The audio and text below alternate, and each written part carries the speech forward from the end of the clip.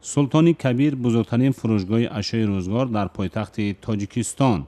تا چند سال پیش اینجا از مالهای چینی پر بود. حالا محصولات ازبکستان را بیشتر می‌بینید. بازار و آویزه‌های تبلیغاتی ارتل شرکت ازبکی پر کرده است که به صادرات ابزار الکترونی مشغول است. باره که مثال بیتوای تکنیکا ارتل است، مثلا در بازار ما هم با استاندارد جهانی هم با مثلا نرخ‌ونمای مغازین‌ها مثلا مردم خیلی دسترس ارزان است. خیلی بسیار چیزا هست، دخوبکا است، میکرووالوفکا است، ترمیکساش است، تلویزیونش است. فروشندگان میگویند توجه مشتریان به مالهای استحصال ازبکستان افزایش یافته است و همه روزه ده‌ها خریداران با آنها مراجعت میکنند. بودو باشه همجا خرید میکنیم، برکه یافتیم. بو برای اومدم که برای دکترچه خلاده میگیریم.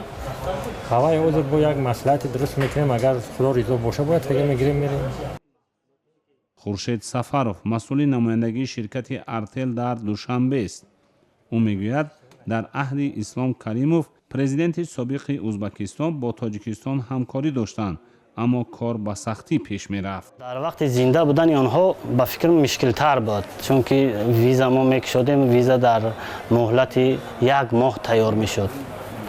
حاضر بعد از این پرزیدنت نو خیلی آسان کرده است. ویزایی که میکشیم خیلی 3-4 بار به همین زبان رفتیم. وقتی که حاضر ویزا در میسپاریم پاسپورت خود را در مهلت 5 روز 1 هفته تیار می شود. با بهتر شدن رابطه ها تبادل مال هم میان تاجیکستان و ازبکستان زیاد شده و در 6 ماه 250 میلیون دلار را تشکیل داده است.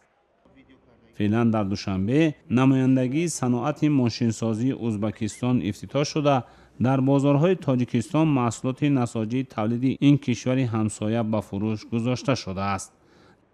در 2 ساله گذشته رابطه های تاجیکستان و ازبکستان سرد بود و سال 2015 دادوگیری بین دو طرف فقط 12 میلیون دلار را تشکیل داد.